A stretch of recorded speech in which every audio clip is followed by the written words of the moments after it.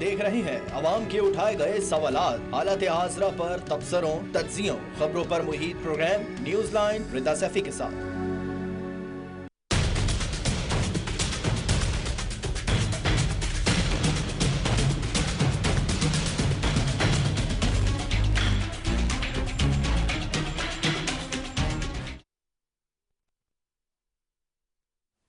अस्सलाम वालेकुम। Programme news line के साथ मैं हूं मुनीबा गुल बाजवा। हुकूमत को 1 साल मुकम्मल होने को है और जहां मुल्क में सियासी इस्तेहकाम की ज़रूरत है, हुकूमत ने सहाफ़ियों, जजों, अपोजिशन को टफ टाइम देती हुई नज़र आ रही है। अपोजिशन की जानिब से भी हुकूमत को टफ टाइम देने का फ़ैसला हो गया हुआ है। अपोजिशन जमातें आपस में मिल बैठ गई हैं और उन्होंने अपोजिशन जमातों ने क़यादत ने कौमी एजेंडे की तैयारी के लिए कमेटी की तश्कील पर इत्तफाक करते हुए मिलकर चलने का फ़ैसला किया है। मुल्क में नए इंतखाबात कराने की भी सदा लगा दी है। अब सवाल यह है कि हुकूमत को प्रेशर में डालने के लिए क्या मिलकर एहतजाज करना और सड़कों की सियासत अपनाई जाएगी? अगर ये तमाम जमातें मिलकर सड़कों पर आती है तो क्या हुकूमत ये प्रेशर बर्दाश्त कर पाएगी या नहीं कर पाएगी? अगर दूसरी जानिब बात करें हम तहरीक इंसाफ की, तो उनके भी हालात कुछ आपको क़यादत के अच्छे नज़र नहीं आएंगे। सदर PTI खैबर पख्तूनख्वा का पार्टी में ग्रुप बंदी का भी एतराफ़ उन्होंने कर लिया है। जहाँ कारकुनान को जोड़ने का वक्त है, वहाँ पर जो है क़यादत आपस में अपने इख्तलाफात लेकर बैठ गई है। और उसके बाद जो ख़बरें गर्दिश में हमें नज़र आई हैं और पूरे हफ्ते जिन पे हमने बात की है, उनमें से एक ख़बर ये बहुत इंपॉर्टेंट थी कि बानी PTI ने आर्मी चीफ को 6 नुकात पर जो मुश्तमिल ख़त लिख कर भेजा है, तो इस ख़त को किस पस मंज़र में देखा जाएगा? ख़त मिला, सिक्योरिटी ज़राए ने कहा नहीं मिला, जेल के हुक्काम कह रहे हैं कि ख़त यहाँ से निकला ही नहीं है। इन सब पर बात होगी और मुझे ज्वाइन करेंगे आज तमाम तज्ज़ियाकार और सीनियर सहाफ़ी। हम इनके साथ गुफ्तगू करेंगे। मंसूर काजी ने हमें ज्वाइन किया है, सीनियर सहाफ़ी हैं, तज्ज़ियाकार हैं, उन्हें प्रोग्राम में खुशामदीद कहते हैं। इसके अलावा मुझे अहमद सग़ीर साहब भी ज्वाइन करेंगे। मंसूर, आपको पहले तो ये बताइएगा मेरी आवाज़ आ रही है आपको? जी मुनीबा, बिल्कुल आ रही है। Thank you very much. Mansoor, आपने सुना जैसे कि हम चाह रहे थे कि एक राउंड अप रखें पूरा वीकली और चंद अहम ख़बरें जो हम डिस्कस करते रहें पूरे हफ्ते, उसी पर हम बात करें। और जिसमें 8 फरवरी को हम देख रहे हैं कि यौम स्याह मनाने जा रही है PTI, और उसने कहा लाहौर में मीनार पाकिस्तान में जो है वो जलसा करेंगे, और उसके बाद स्वाबी में दूसरा मुकाम है जहाँ वहाँ जलसा करेंगे। बल्कि इनफैक्ट कल तो उन्होंने ये भी कहा प्रोग्राम में कि इंटीरियर सिंध में जो है वो भी वहाँ भी एहतजाज रिकॉर्ड कराया जाए। आपको लगता है कि यौम स्याह में ये सब कुछ हो पाएगा इनसे? जी मुनीबा, मैं तो अक्सर इनसे ये बात करता हूँ, आप भी करते हैं, हम सारे ये पूछते हैं कि आप यौम स्याह बिल्कुल मना रहे हैं। आप कहते हैं इलेक्शंस ठीक नहीं हुए, आप कहते हैं उनका रिजल्ट ठीक नहीं आया। बिल्कुल ये चीजें मेरे ख्याल में सरफेस होनी चाहिए, हर एक को पता होना चाहिए। और इसका जब तक कोई अदालती कमीशन नहीं बनेगा, एक ऐसा कमीशन जिसके ऊपर हुकूमत और अपोजिशन दोनों का ट्रस्ट लेवल हो। हमारा सबसे बड़ी बदकिस्मती इस वक्त पूरी सूरत हाल में ये है कि जो इस निजाम को जब हम देखते हैं तो उसमें सबसे बड़ा प्रॉब्लम है आपका ट्रस्ट डेफिसिट। हुकूमत के ऊपर यकीन नहीं, हुकूमत को अपोजिशन पे यकीन नहीं, बात कैसे करनी है वो यकीन नहीं। जो मज़ाकराती कमेटियां बनाई जाती हैं वो कहते हैं ये अपाहिज नहीं, कुछ नहीं कर सकती। PTI कहती है ये तो हमें बानी से नहीं मिलवा सकते, तो उन्होंने आगे क्या करना है। दूसरी जगह देखते हैं हुकूमत, चेयरमैन सेनेट कहता है कि एक सेनेटर को बुलाया जाए सेनेट के इजलास में। सुप्रिंटेंडेंट जेल लाहौर का कहता है मैं उसको नहीं भेजूंगा। ये देखिए ये पूरी सूरत हाल है। खत लिखा, खत गया, खत नहीं लिखा, जेल से बाहर खत नहीं जा सकता कोई, ऐसी ये सारी एक सिचुएशन क्रिएट की जाती है। क्रिएट होने के बाद कियोस की सिचुएशन के अंदर अब ये कहा जाता है कि जी हम लोग 8 फरवरी को ये करेंगे। चलें जी, KP के अंदर तो मैं आई कैन अंडरस्टैंड एक बहुत अच्छा और बड़ा साउंड वो एहतजाज रिकॉर्ड करा सकती हैं। लेकिन जब मेरा सवाल होता है या आप लोग जब हम लोग ये सवाल करते हैं कि क्या ये सब कुछ आप पंजाब में कर सकेंगे, क्या ये सब कुछ आप सिंध में कर सकेंगे? पंजाब में वही ब्यूरोक्रेसी है, वही चीफ सेक्रेटरी पंजाब, वही IG पंजाब, वही तमाम अफसरान जिन्होंने इलेक्शन कराया और जिसके बाद ये हुकूमत बनी, वो तमाम एज ऑफ राइट नाउ लगे हुए हैं। आपको लगता है कि ये तमाम आपको करने देंगे? अभी तक तो हम लोग 9 मई के सानिए से बाहर नहीं आए, अभी तो वो लोगों को जेलों के अंदर बैठे हुए हैं। तो ये कहना कि जी एहतजाज रिकॉर्ड कराना, तो आप जो जिस तरह पाकिस्तान तहरीक इंसाफ हुकूमत में आई थी, हमें उसमें भी एहतजाज रिकॉर्ड कराना चाहिए। हम लोगों का प्रॉब्लम ये है कि हम लोग कहते हैं कि क्योंकि अब हमारे साथ नाइंसाफी हो गई है तो अब एहतजाज रिकॉर्ड कराएं और अब सिस्टम को रिवोल्ट करना चाहिए। जो पहले हुआ था, जो जिस तरह पहले हुकूमत में लाया गया, जिस तरह पहले लोगों को मिलाया गया पाकिस्तान तहरीक इंसाफ के साथ, हम लोग उसको भूल जाते हैं। ये हमारा थोड़ा शॉर्ट टर्म मेमोरी की प्रॉब्लम है। लेकिन इस सारे के बाद आपका रिजल्ट क्या निकल रहा है? रिजल्ट ये है, आप लोग कहते हैं जी इंटरेस्ट रेट नीचे आ रहा है लेकिन इन्फ्लेशन बढ़ रही है। नाउ जस्ट इमेजिन, ये वाहिद एक दुनिया का मुल्क पाकिस्तान है जहां पर वो कहते हैं जी इंटरेस्ट रेट हम नीचे कर रहे हैं लेकिन जो इन्फ्लेशन है वो बढ़ रहा है। आप ने कहीं पर जाना हो, आपको ये नहीं पता, हुकूमती अरकान, आप यकीन करें मुनीबा, मुझे कहते हैं कि सबसे अच्छा दौर नवाज शरीफ का था। शहबाज शरीफ में यही भी समझ आती है हमने क्या बात करनी है और क्या बात नहीं करनी, क्योंकि हम कोई बात करते हैं हमारी सोच के ऊपर पैरे लगा दिए जाते हैं। पंजाब की आप देख ले, पंजाब में रिजर्व सीट्स के जो एमपीएज हैं उनके through majority of the government is running. अच्छा, अभी मेरा मंसूर एक और इसी में ऐड करूंगी कि हमने ये देखा 1 साल जब मुकम्मल हुए हैं तो मुतनाज़ा बिल बड़े पेश हुए हैं। 26वीं आईनी तरमीम को भी मुतनाज़ा बना दिया गया, पीके एक्ट भी मुतनाज़ा हो गया, जजेस की जो तकर्री है वो हाई कोर्ट्स के अंदर जो इस्लामाबाद हाई कोर्ट में वो भी मुतनाज़ा हो गई। फिर ये जो जलसों की जुलूसों की कॉल होती है इसको भी मुतनाज़ा बना देते हैं, बीच में क़यादत आपस में पीटीआई की लड़ पड़ती है। फिर इमरान खान साहब से अडियाला जेल की जो बात है या उनकी फैमिली कोई बात दे देती है या स्टेटमेंट दे देती है उसको भी मुतनाज़ा बना दिया जाता है। मतलब सियासी इस्तेहकाम तो दूर की बात है, हमें तो ये ही नहीं समझ में आ रहा है कि मुल्क में कौन सही है कौन गलत है। हुकूमत में बैठे हुए लोग सही हैं, अपोजिशन अलग लड़ रही है, फिर अपोजिशन कहती है मैंने बात करनी है एस्टेब्लिशमेंट से, फिर निगोसिएशंस होती हैं, ख़त्म हो जाती हैं। पूरा 1 साल सिर्फ इसी में निकल गया। कुछ कोई प्रोग्रेसिव चीज़ नज़र आई आपको?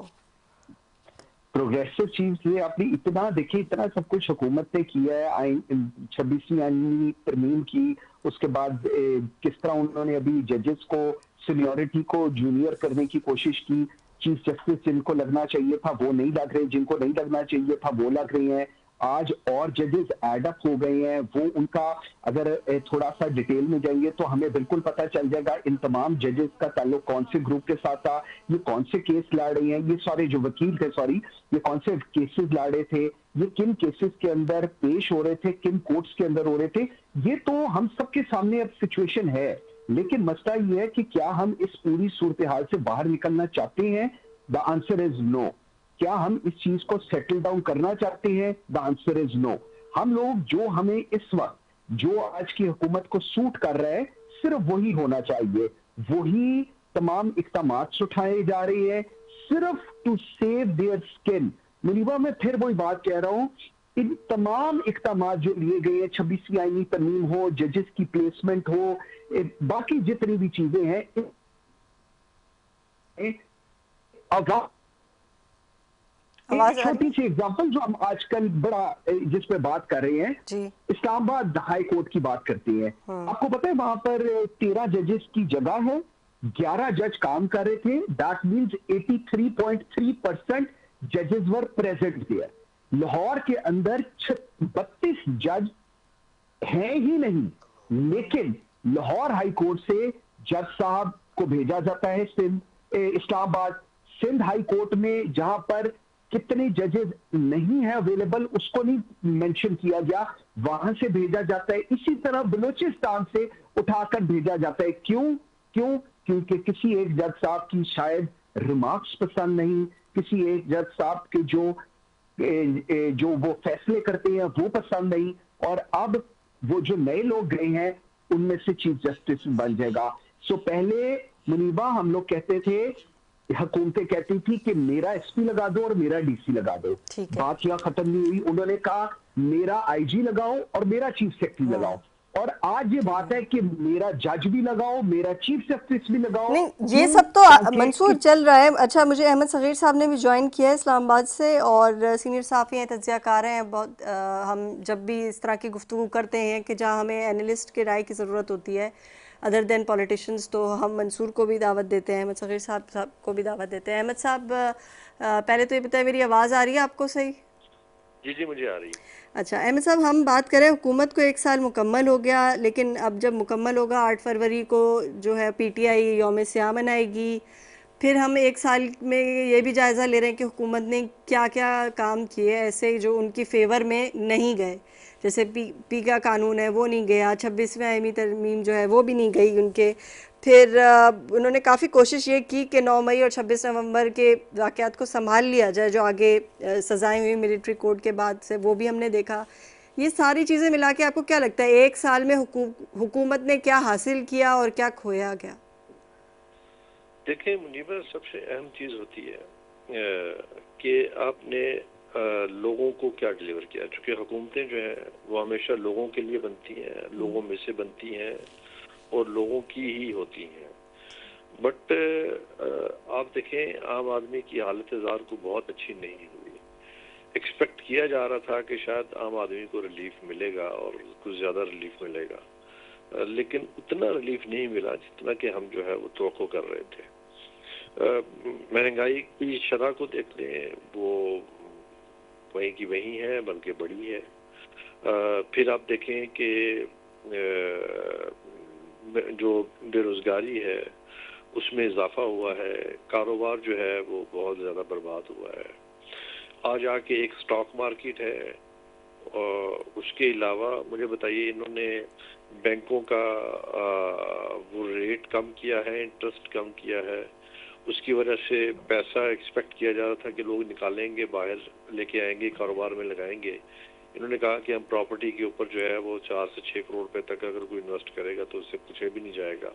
इसके बावजूद भी जो बिजनेस है या कारोबार है उसको वो बढ़ोतरी उसमें नहीं आ सकी जो कि तवक्को की जा रही थी, क्योंकि लोग डरे हुए हैं। बदकिस्मती से पाकिस्तान के अंदर लोग कारोबार करते हुए या एक आम आदमी बिजनेस करते हुए घबराता है। उसकी वजह यह है कि उसको नहीं पता कि वो आज वो जो चीज़ 1 रुपए की ले रहा है, वो कल को जब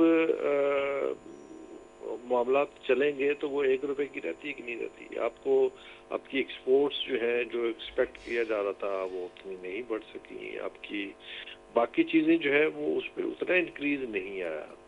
लिहाजा नतीजा ये है कि इकोनॉमिकली तो आप बिल्कुल, वो कहते हैं ना, बढ़ गए हैं।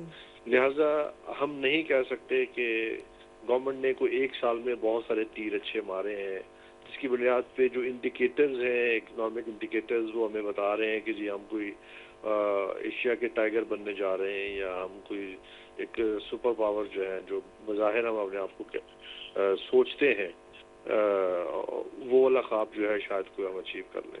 ऐसा बिल्कुल भी नहीं हुआ। अच्छा अहमद साहब, एक चीज़ और है, मैं ये ऐड करूँगी सवाल के अंदर कि हुकूमत की, चले हम 1 साल में देखते हैं शायद जो एक्सपेक्टेशन थी वैसी कारकर्दगी नहीं रही, लेकिन क्या उनकी कारकर्दगी में सबसे बड़ी हर्डल्स जो है वो पीटीआई है, ये वाला फैक्टर है या नहीं है? देखिए, पीटीआई अपनी जगह पे, ये पूरी दुनिया में होता है। अपोजिशन का काम नहीं बकवास करना होता है, सड़कों पे आना होता है, हुकूमत की कारकर्दगी को मुतासर करना होता है, हुकूमतों को रोकना होता है, उनकी स्पीड को कम करना या ब्रेकर्स लगाना होता है। लेकिन हुकूमतें फिर भी काम करती रहती हैं। हुकूमत को किसी ने नहीं रोका कि वो बेरोजगारी के लिए कम करने के लिए बड़े प्रोजेक्ट्स लगाए, हैवी इंडस्ट्री की तरफ जाएं। तो बदकिस्मती है, आप देखें पाकिस्तान में हर बंदे के पास मोबाइल है, लेकिन हमारे यहाँ एक भी फैक्ट्री ऐसी मौजूद नहीं है कि जो मोबाइल खुद बना रही हो। हमारे यहाँ सड़कों के ऊपर चले जाएं, तकरीबन इनकी ही रिपोर्ट बताती है कि पाकिस्तान में 1.5 से 2 करोड़ जो है वो मोटर बाइक मौजूद है, लेकिन इनफैक्ट इससे कहीं ज्यादा है, कुछ 2.5 से 3 करोड़ बल्कि 4 करोड़ के करीब मोटर बाइक्स जो है, मोटरसाइकिल जो है वो मौजूद है। आप देखें 4 करोड़ अगर मोटरसाइकिल है तो 4 करोड़ लीटर हम रोजाना पेट्रोल फूंकते हैं। अगर इसके लिए कोई पॉलिसी नहीं है, पॉलिसी तो बनाना इनका काम था ना, आज तक पॉलिसी नहीं लेके आ सके कि आपके फ्यूल कंजम्पशन जो है वो खत्म कर दें, इनको आप इलेक्ट्रिक बाइक्स के ऊपर ले आए। ऐसा कोई वो नहीं है। फिर देखें इसकी वजह से एक्सीडेंट्स कितने होते हैं रोड्स के ऊपर, और लोग कितने मर जाते हैं। इसके बारे में भी हुकूमत की तरफ, ना सूबाई हुकूमतों ना वफाकी हुकूमत की तरफ से ना कोई पॉलिसी है, ना उनका वो है। फिर आप देखें कि हमारा जो ओवरऑल जो इंफ्रास्ट्रक्चर है, जो पैराफर्नीलिया है, उसके लिए बल्कि आप 100 रुपए का कार्ड डालें तो आपके पास 70-75 रुपए रह जाते हैं, या शायद अब इससे भी कम। तो वो जो बाकी पैसे हैं वो इनकी जेब में जाते हैं, लेकिन उसके रिटर्न में आपको कभी इंटरनेट पूरा नहीं मिलेगा मोबाइल के ऊपर, कभी आपको मोबाइल के ऊपर जो है वो, तो सर्विसेज की मद में हुकूमत ये भी और इससे पहले वाले भी ना उन्होंने सर्व किया था ना इन्होंने सर्व किया।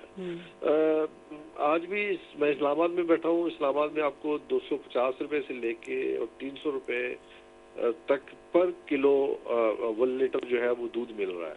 अब मुझे बताएं, गरीब आदमी कहाँ 1-1.5 किलो जो है, जिसके घर में 4-5 लोग खाने वाले हैं, वो उसको कम से कम भी 1.5 से 2 किलो दूध जो है वो रोजाना का दरकार है। अब क्या वो ले पा रहा है?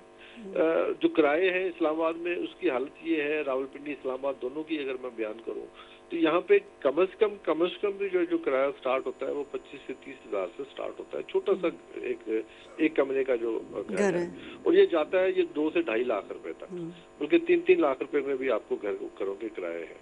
अब मुझे बताएं, एक आम आदमी उसको वो कैसे अफोर्ड करेगा? उसकी जो तनासब है, जो महंगाई का और जो उसकी सैलरीज है, उसके दरमियान तनासब बहुत ज्यादा फर्क बहुत ज्यादा है। जिस हिसाब से महंगाई बढ़ रही है उस हिसाब से तनख्वाहें तो बढ़ी नहीं रही हैं। सरकारी ये तो है ही नहीं। में पहली दफा ये हुआ कि पिछले महीने 23-24 दिन तक तनख्वाहें नहीं मिली। रेडियो की तनख्वाहों का आलम आपके सामने है, PIA का हाल आपके सामने है, 6 यूनिट्स किस तरह से क्या कारकर्दगी आपके सामने है, APP की हालत जार किसी से छुपी हुई नहीं है। मुझे बताइए, ऐसी सूरत हाल में ये गवर्नमेंट से हम क्या एक्सपेक्ट करेंगे जो हम बाकी गवर्नमेंटों से एक्सपेक्ट करते रहे कि शायद उन्होंने आके नहीं तो ये शहद की नहर बहा देंगे? इनसे भी नहीं बह सके, नहीं कर सके डिलीवर। पहले साल की कारकर्दगी में तो हमें अभी तक फेलियर नज़र आ रहा है, और एक्सपेक्ट ये किया गया था कि हुकूमत जब बनेगी तो शायद 180 डिग्री के करीब जो है शायद पॉलिसीज़ भी चेंज हो जाएंगी, स्ट्रेटजीज़ भी चेंज हो जाएंगी, इतने ही ऐसी कोई प्रोजेक्ट लाए जाएंगे जो एकदम आवाम को रिलीफ देंगे। ऐसा नहीं हो सका। मंसूर, आप क्या समझते हैं कि 1 साल की जो कारकर्दगी की हमने जो बात की है, इसमें जैसे मैंने अहमद सगीर साहब से सवाल किया, PTI रुकावट है या इनकी अपनी जो है वो नाकिस पॉलिसीज़ या स्ट्रेटजीज़ हैं? अच्छा मुनीबा, इसके ना 2 पर्सपेक्टिव हैं, अगर हम उसको जरा थोड़ा सा समझे। एक, आपका इकोनॉमिक स्टेबिलिटी तब तक नहीं होती जब तक आपकी पॉलिटिकल स्टेबिलिटी ना हो। हमारे मुल्क के अंदर स्टेबिलिटी एक बहुत बड़ा सवालिया निशान बन गया है, क्योंकि पहले हमें लगता था कि शायद पॉलिटिकल स्टेबिलिटी नहीं है इसलिए इकोनॉमिक स्टेबिलिटी नहीं है। फिर हमें लगना शुरू हुआ कि हम लोग इकोनॉमिकली बहुत वीक है। वो एक शेर है ना कि कर्ज की पीते थे और समझते थे हाँ रंग लाएगी हमारी फाका मस्ती एक दिन। हम एक ऐसा मुल्क है जो कर्जा लेते हैं, कर्जा लेकर पूरे पाकिस्तान की अवाम को बताते हैं कि अल्लाह का शुक्र अदा करो कि हम लोगों को कर्जा मिल गया है, और उसके बाद हम कर्जे की जो किस्त है उसको उतार के दोबारा कौम को बताते हैं कि हमने कर्जे की किस्त। हम भीख मांग कर अपना मुल्क नहीं, और बड़े फखर से बताते हैं कि शुक्र है हमने इतने अरब डॉलर कर्जे की किस्त अदा कर दी है। बिल्कुल। और जस्ट इमेजिन एक ये ऐसा घर है। अब मैं आपको इसका दूसरा पर्सपेक्टिव बताऊं। आपके जो हुक्मरान हैं, आपकी जो ब्यूरोक्रेसी है, आपका जो सिस्टम है, वो 20-20 करोड़ की गाड़ियों पे फिरता है। वो उन गाड़ियों पे फिरता है जिनमें 1 लीटर में 3 किलोमीटर गाड़ी चलती है, जिनके चलने आगे पीछे फिरने के लिए करोड़ों की, लाखों में नहीं करोड़ों का रोजाना का खर्चा है। एक ऐसे मुल्क के हुक्मरान, एक ऐसे मुल्क की ब्यूरोक्रेसी, एक ऐसे मुल्क का सिस्टम, ये आपकी बेसलाइन है जो हम लोगों को समझ लेनी चाहिए कि हम लोग किस तरह के मुल्क में रह रहे हैं। और हम लोग की ये जो हम कहते हैं इकोनॉमिक चैलेंज है, उसका सबसे बड़ा चैलेंज है क्या? एक, इस चैलेंज को हमने और ज्यादा कर दिया बिकॉज हम पॉलिटिकली करप्ट एक सिस्टम में रह रहे हैं, और हमने कहा कि आज मेरी बारी आ गई है, अब मैंने ये करना है कि मैंने अपने तमाम जितने करप्शन के केसेस थे उनको मैंने क्लियर करना है। उसको करने के लिए क्या करना है? चलो एक आईनी बहरान लेकर आती है। ठीक। आईनी बहरान कैसे आएगा? जजेस तो मेरिट पे काम कर रही है, सुप्रीम कोर्ट कर रही है, हाई कोर्ट कर रही है, इसको हम किस तरह मैनेज करें? चलो एक तरमीम लेकर आते हैं जिसके बाद हम बिल्कुल जो हमारी मर्जी उस तरह सिस्टम चलाएंगे। आपने 26वीं आईनी तरमीम लेकर आए Muniba, keep that thing in mind, हम एक है जो कर्जा लेकर मुल्क चला रही है, और उसके बाद हम ये तमाम एडवेंचरिज्म कर रही हैं जो इस वक्त हो रही हैं। हमने कहा कि अच्छा जी 26वीं आईनी तरमीम करो, इससे हम लोग क्या करते हैं, चेंज, उससे क्या कर सकते हैं, अपनी इससे हम करते हैं। इसका एंड रिजल्ट क्या है? वो हम तो पूरी कोशिश कर रहे हैं, बट आप लोगों ने अगर with all due respect 2 number ना की होती, गलत से ऐसा। ठीक है, मुझे अभी स्टूडियो में ज्वाइन किया है आगा मसूद साहब ने, सीनियर सहाफ़ी हैं, तज्ज़ियाकार हैं, और उनसे बात भी करेंगे। लेकिन उससे पहले मैं एक छोटी सी कमर्शियल ब्रेक की जानिब जाऊंगी, और उसके बाद हम वापस आते हैं तो फिर आगा साहब से गुफ्तगू करते हैं।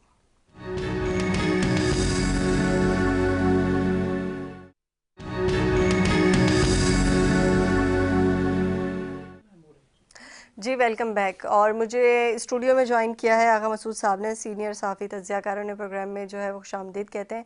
आगा साहब मुझे ये बताइएगा, मैंने अहमद साहब से भी यही सवाल किया, मंसूर से भी किया, उनके अपने पॉइंट ऑफ व्यू है। आपका पॉइंट ऑफ व्यू क्या है कि 1 साल जो है वो 8 फरवरी को पूरा हो रहा है, उसमें यौम सियाह जो है वो PTI मनाएगी, लेकिन अगर हम हुकूमत की बात करें तो हुकूमत ने इस 1 साल में क्या ऐसा किया जिसकी वजह से कोई माशी इस्तेहकाम आया हो, सियासी इस्तेहकाम आया हो, या वो किसी कंट्रोवर्शियल लेवल पे किसी भी जगह पे ना गई हो? कंट्रोवर्शियल तो बहुत दफ़ा बनी है इस पूरे 1 साल में। जी हाँ साहब, मैं आपकी खिदमत ये अर्ज़ करना चाहता हूँ कि ये 1 साल के अंदर हुकूमत बहुत बुरी तरीके से नाकाम रही है। देखिए आवाम की तवक्कुआत हुकूमत से क्या होती है, उनको एक इकोनॉमिक सिक्योरिटी की ज़रूरत होती है। वो चाहते हैं कि जो नौजवान यूनिवर्सिटियों से, कॉलेज से निकल रहे हैं, उनको रोज़गार का ज़रिया मिलना चाहिए, है ना। अब आप देखिए कि कम से कम 2 पैरामीटर होते हैं किसी भी हुकूमत की तरक्की के या हुकूमत की अच्छाई के। एक तो economic development, unprecedented economic development होना चाहिए बगैर किसी रोके के। दूसरा ये है कि जो नौजवान यूथ निकल रहा है यूनिवर्सिटियों कॉलेजेस से, उनके लिए क्या प्रॉब्लम। आप यकीन करें, मैं आज आपके तवज्जुह से मैं सलाम करता हूँ कि आपने मुझसे सवाल किया। इनके पास कोई रोड मैप नहीं है, ये शहबाज शरीफ वगैरह हों या कोई भी हो, इनके पास कोई रोड मैप नहीं है। ये बस ये एक रोज़ाने की बुनियाद पर स्टेटमेंट इशू किया, ब्यूरोक्रेसी इनकी खुशामद करती है, इनके सामने बोल नहीं सकती। तो बताइए, इस तरीके से यू आर रनिंग कंट्री, और फिर आपने फिर किन लोगों ने इनको इनके हाथ में ये मुल्क दे दिया है। आप इलेक्शन भी साफ़ नहीं करवाते। अगर इलेक्शन शफाफ करवाएं तो अच्छे नुमाइंदे जो हुकूमत जो आवाम के वो आएंगे और आंखों से आंखें डाल के बात करेंगे। ये वो लोग नहीं हैं कि ये किसी तरीके से मुल्क के, ठीक है छोटे मोटे अगर इक़्तिदार आपको मिल जाए तो छोटे मोटे काम आप भी कर सकती हैं जिससे बेहतर हो सकता है, लेकिन ये कि ओवरऑल इनकी परफॉर्मेंस बड़ी पुअर होती है, बड़ी पुअर वो होती है।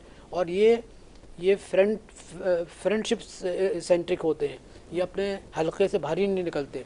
मैं आपको बड़ी ईमानदारी से बताता हूँ कि पंजाब के जो सियासतदान हैं वो पंजाब से आगे निकलने की सोचते ही नहीं है कि भाई पंजाब को पूरा। अच्छा, लेकिन मीडिया की भी बात करें तो हम ये देखते हैं कि मरियम नवाज साहिबा जो वज़ीर आला पंजाब है, बहुत काम कर रही हैं, रोज़ाना उनकी तकरीबात कट हो रही होती हैं, लाइव 3-4 जगह पे जा रही होती हैं, यूथ प्रोग्राम हो रहा है, मेडल बांट रही हैं, लैपटॉप दे रही हैं, वजीफ़े दे रही हैं, पर पता नहीं क्या क्या इलेक्ट्रिक बाइक्स दे रही हैं, सब कुछ ऐसा लग रहा है कि पाकिस्तान में सिर्फ पंजाब में काम हो रहा है और कहीं काम नहीं हो रहा। मुझसे देखिए मैं आपसे आपने एक बहुत ही $1 बिलियन क्वेश्चन किया है और बड़ी हिम्मत करके आपने ये सवाल किया है। देखिए ये इनके जहन में बड़ी एक किस्म की बड़ी कमज़ोरी है। ये पंजाब को पाकिस्तान समझते हैं। अगर पंजाब की आबादी 12 करोड़ है या 13 करोड़ है तो इसका ये मकसद तो नहीं कि लेसर पॉपुलेशन का जो प्रोविंसेस है उनकी कोई हैसियत ही नहीं है।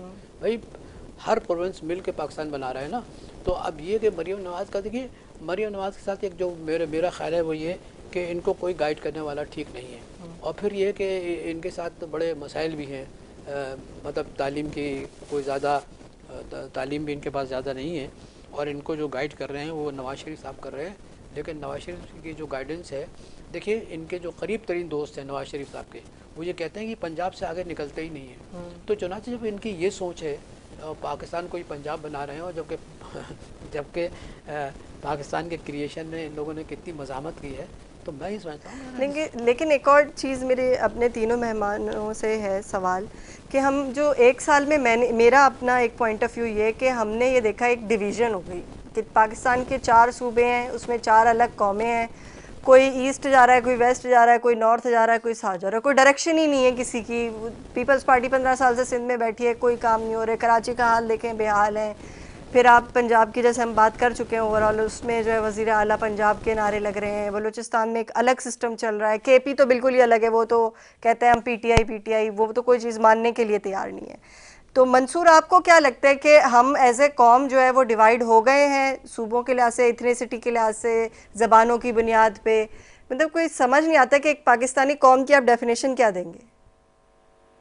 मुनीबा, मैं कायद आज़म यूनिवर्सिटी इस्लामाबाद से ना मेरी एमएससी है, और जब मैं वहां पर गया तो मुझे पहली दफा जाके पता चला, क्योंकि मुझे हॉस्टल में भेजा गया, तो मुझे जाके पता चला कि पाकिस्तान को कहीं दूर जाके डिवाइड करने की जरूरत नहीं। आप इस्लामाबाद में देख लें, हॉस्टल नंबर 1 पश्तून का था, नंबर 2 सिंधियों का था, 3 सराइकियों का था, और 4 जो था दैट वाज ऑफ पंजाबी। तो मेरे लिए बड़ी अजीब सी बात थी कि इनकी आपस में आर्गुमेंट्स भी होते थे, लड़ाइयां भी होती थी, और मैं कहता था कि अगर एमएससी लेवल पे आके, एमफिल लेवल पे आके और पीएचडी लेवल पे आके अगर ये माइंडसेट फेडरल की एक सबसे बड़ी यूनिवर्सिटी के अंदर दिया जा रहा है, तो ये माइंडसेट क्यों है? आज आपने बात की Punjab, Sindh, Balochistan, KP. Let's be very honest on that. मैं लाहौर से प्रोग्राम करता हूँ, आप कराची से प्रोग्राम करती हैं। हमारी ज्यादा से ज्यादा कोशिश ये होती है कि अच्छा जी मेन सिटीज को कवर कर लिया जाए। Number 1, let's be very honest on that. Number 2, हम लोगों ने कितनों ने आज तक जाके बलूचिस्तान का इशू समझने की कोशिश की? हम लोगों ने, क्या हमें पता है इस वक्त केपी में क्या हो रहा है? क्या हमें पता है बलूचिस्तान में सिचुएशन ऑन ग्राउंड क्या है? शायद 2, 4, 10 लोगों को पता हो, जो कि जिनकी वहां पर रूट्स हैं या जिनकी वहां पर इंटेल प्रॉपर है। हम लोग डिस्कशन कौन सी करते हैं? सिंध में क्या हो रहा है, पंजाब में क्या हो रहा है, फेडरल में क्या हो रहा है। हम अपने पूरे एयर टाइम में, आप प्राइम टाइम करती है, मैं प्राइम टाइम करता हूं, हम लोग अपने पूरे एयर टाइम के अंदर हमारी कितनी % हम अपना टाइम देते हैं towards these issues? The point is this कि जो हुक्मरान कर रही हैं या जो डिलीवर कर रही हैं या जो क्लेम्स कर रही हैं, वो इसलिए कर रही हैं क्योंकि उनको ये पता है कि हाँ कौन सी चीज रेलेवेंट है और कौन सी नहीं है। सबसे बड़ा पाकिस्तान का सूबा एरिया वाइज बलूचिस्तान है। बलूचिस्तान में मैं एक वर्ड बोलने लगूं, इंसर्जेंसी की पीक पर है इस वक्त। बिल्कुल ऐसे ही। Do we talk about it? Answer is आए दिन वहाँ पे शाराएं, रोड बंद है, वो उस चीज़ को कवर नहीं किया जाता, उस चीज़ पे बात नहीं की जाती। अहमद साहब, आपका क्या मौक़िफ़ है कि हम जितना डिवाइड हो गए सूबों के लिहाज से, कौमियत के लिहाज से, और ये पिछले 1 साल में तो ये बहुत ज़्यादा ही हो गया जब से ये अलग हुई है, और पीटीआई वाला जो इलेक्शन वाला पूरा एक एटमॉस्फेयर जब क्रिएट हुआ, और उसके बाद तो सूबे ऐसे लगता है कि बिल्कुल कट ऑफ हो गए, अपने आपस में भी उनके कोई रवाबित नहीं है। देखिए, पहले तो एक चीज़ मैं क्लियर कर दूं, वो ये कि एनएफसी अवार्ड के बाद हर सूबे को उसका हिस्सा मिलता है, उसका एक बजट मिलता है, और ऐसा नहीं है कि सिंध अपना बजट जो है वो जाके बलूचिस्तान में यूज़ करे, और बलूचिस्तान अपना बजट जो है वो जाके केपी के अंदर यूज़ करे, और इन सब का बजट जो है वो पंजाब में यूज़ किया जाए। ऐसा नहीं होता, ना ही हो रहा है। इससे पहले एक क्वेश्चन का जवाब में कहा, आपने कहा कि मरियम साहबा जो है वो फीते शीते काटते नजर आती हैं। उसके अलावा बाकी कुछ नहीं हो रहा है इस्लाम पंजाब के अंदर, सिर्फ फीते कट रहे हैं। प्रैक्टिकली ऑन ग्राउंड अगर देखा जाए तो हमें वो जो उसका ट्रिकल डाउन इफेक्ट है, जो आना चाहिए था, नजर आना चाहिए था, वो नहीं है। 18वीं तरमीम के बाद सूबों और वफाक के दरमियान इख्तियारात की एक बंदर बांट जो हुई थी, और उस बंदर बांट के नतीजे में जो सो कॉल एक प्रोविंशियल ऑटोनॉमी और प्रोविंसेस को जो है वो जो उनको जो ताकत दी गई, और जो उनको बजटरी और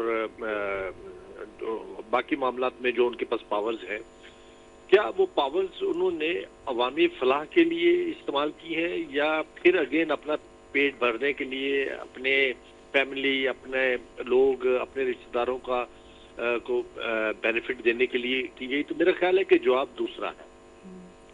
अब आ जाइए बलूचिस्तान की तरफ।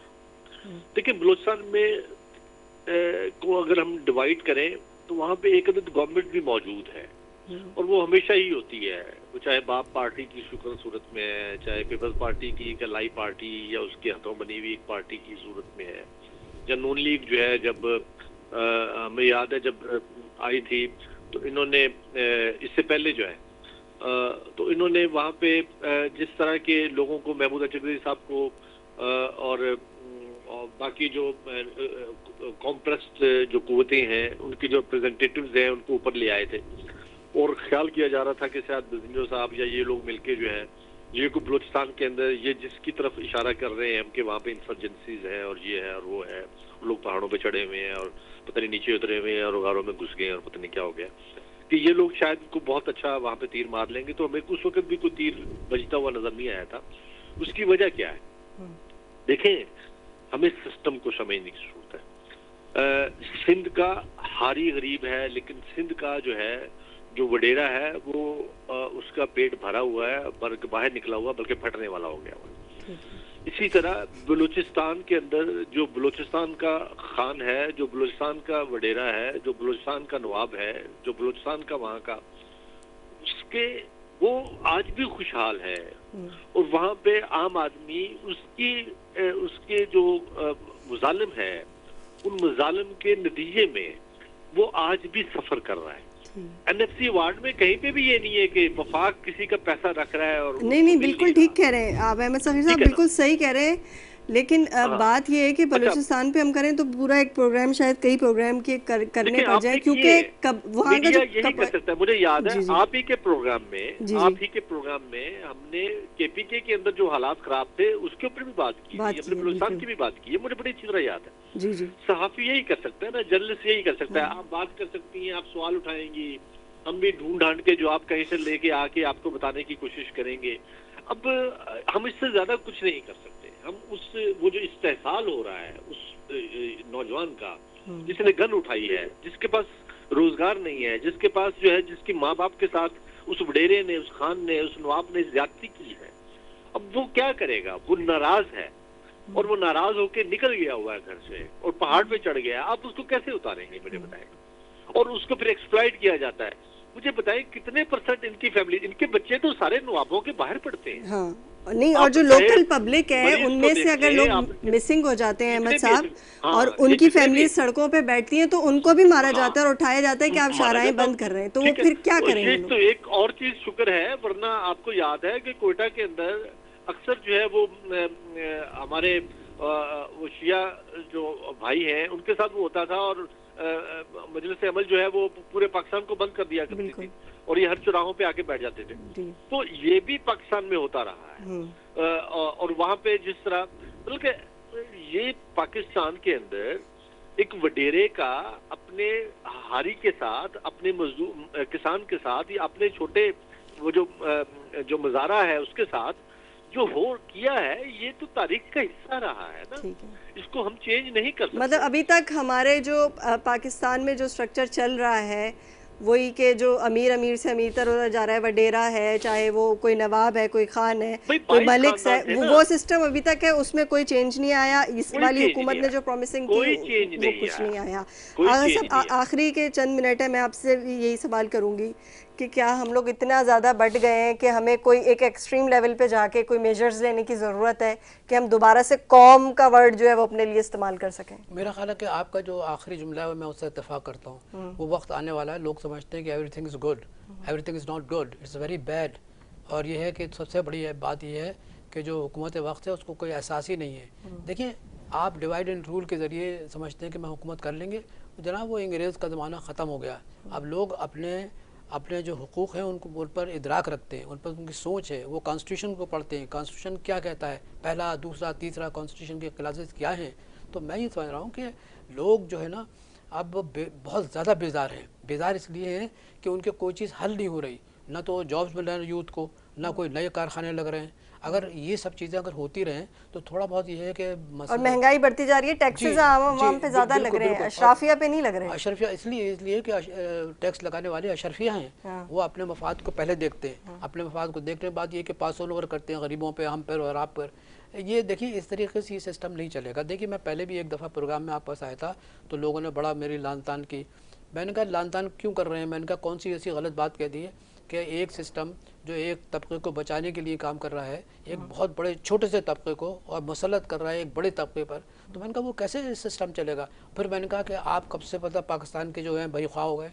भाई अगर पाकिस्तान के भाई ख्वाह हैं तो आवाम जो है ना, आवाम ही मतलब पाकिस्तान है। अगर आवाम के बुनियादी माशी, सियासी, समाजी ये मसाइल हल नहीं हुए तो जाहिर है कि गड़बड़ तो होगी। और फिर कितने ही आप अलायंसेस बना लें। देखिए मैं आप देख रहा हूँ, मैं आपको यकीन मानिए कि पॉलिटिकल पार्टीज जो हैं आहिस्ता आहिस्ता जो है अपना असर रसूख खो रही हैं। लोग इतने परेशान हैं कि उनका यूथ है, मैं कराची की बात होता हूँ, कराची में जो कि यूथ हैं, हर साल कितने यूथ निकलते हैं कराची यूनिवर्सिटी से, मुख्तलिफ यूनिवर्सिटी से, क्या उनको do they get job?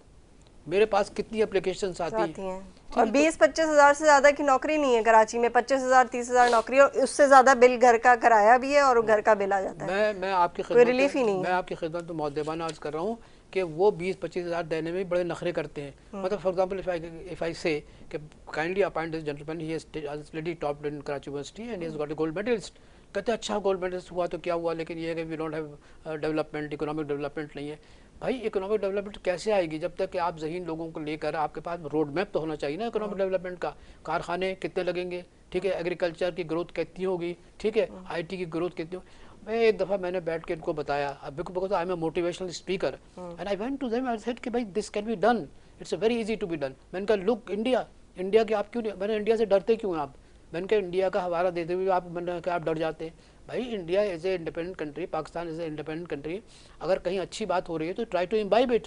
If you imbibe those good points you can do lot of change in the society. तो ये जो हमारा इनवर्ड लुकिंग है ना, हम इनवर्ड लुकिंग हम बहुत ज़्यादा इनवर्ड लुकिंग हो गए। तो ये इनवर्ड लुकिंग जो सूरत हाल है और ये सोच है और ये फ़िक्र है, आप यकीन करें मोहन भाई ये अच्छी नहीं है। We have to look forward कि हमें किस तरीके से, कहते हैं ना मोमिन की मीरास क्या है, मोमिन की मीरास ये कि जहाँ अच्छी बातें हो उसको आप उठा लें और उसको आप इम्बाइब करें। तो ये सिलसिले मैं समझता हूँ कि Pakistan is passing through a very bad time. अगर कोई शख्स ये समझ रहा है कि वो शहबाज शरीफ जो हैं वो कोई बड़ी तब्दीली लेकर आएंगे, वो पहले तो अपने अंदर तो तब्दीली लेकर आ जाएं। नहीं, ये ओल्ड पॉलिटिशियंस वाला फॉर्मूला मुझे लगता है ये अब नहीं चलेगा। एक नई जो है वो, आप यकीन करें Shahbaz Sharif is the prime minister, he has no capacity now. उनकी हर चीज़ ख़त्म हो चुकी है। भाई कोई हद होती है ना, वही रिपीट, वही जुमले, वही वो, हम ये कर देंगे वो कर देंगे। फिर इनकी सबसे बड़ी जो खामी है, जो खुद मुझे पंजाब के साफिया में बताते हैं, ये पंजाब सेंट्रिक हो गए लोग। नवाज शरीफ के बारे में कसम खा के लोग कहते हैं कि पंजाब सेंट्रिक। अरे यार आप पाकिस्तान पंजाब तो नहीं है, किस सिंध है, केपी है, बलूचिस्तान है, सबसे ज्यादा बलूचिस्तान में मिनरल्स हैं, बलूचिस्तान में कुदरती इतनी चीजें हैं जो कि सिंध के अंदर गैस है, सिंध के अंदर गैस है। और मैं बलूचिस्तान के तो इसलिए खास तौर पे जिक्र करूंगी कि मेरी अक्सर बात होती है और हम ये कहते हैं कि भाई निगोसिएशंस करें, आप येले वालों से करें, आप बलूचिस्तान के लोगों से निगोसिएशन करें, उनके सरदारों से ना करें। कम आबादी है, जगह बहुत ज्यादा है, आप उनको अगर रोजगार दे देंगे, अगर सीपैक का मंसूबा सही चलता रहता है, वहाँ कुछ इकोनॉमिक जोन मिल जाते तो रोजगार मिल जाता। बहुत अच्छी बात कही, लेकिन वो भी नहीं मिल सका अनफॉर्चुनेटली। अभी जरदारी साहब गए ना तो उनका पहला जो सवाल था ना, चाइनीज ने किया था कि are you happy with the CPEC, तो उन्होंने कहा नहीं हम चाहते हैं कि आप मजीद उसके अंदर इकोनॉमिक जोन्स बनाएं। उनको एटलीस्ट अगर आप बलूचिस्तान के लोगों को थोड़ी सी प्रिविलेज देना शुरू कर दें तो यकीन माने मुल्क के बहुत हालात सुधर सकते हैं। जो आपको एंटी नेशनल किस्म के एलिमेंट्स नज़र आते हैं ये ख़त्म हो सकते हैं। आपके मेरे जो तीनों मेहमान हैं उनका मैं शुक्रिया अदा करूँगी कि आज उन्होंने पॉइंट ऑफ व्यू दिया, बड़ा अच्छा एनालिसिस किया। इसी के साथ मुनीर वकील और न्यूज़ लाइन की टीम को दीजिएगा इजाज़त। अल्लाह हाफ़िज़।